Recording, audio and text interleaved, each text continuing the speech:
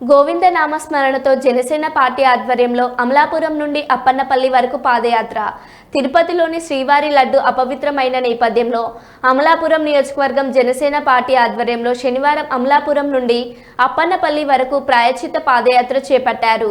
దీంతో మరోసారి ఈ ప్రాంతమంతా గోవింద నామస్మరణలతో మార్మోగింది. యాత్రలో జనసేన పార్టీ శ్రేణులు, కూటమి పార్టీలు అయిన టీడీపీ, జనసేన, బీజేపీ శ్రేణులతో పాటు అధిక సంఖ్యలో శ్రీవారి భక్తులు పార్టీలోకి అతీతంగా పాల్గొన్నారు. లడ్డు కల్తీకి పాల్పడిన దోషులను వెంటనే శిక్షించాలని డిమాండ్ చేస్తూ యాత్ర కొనసాగించారు.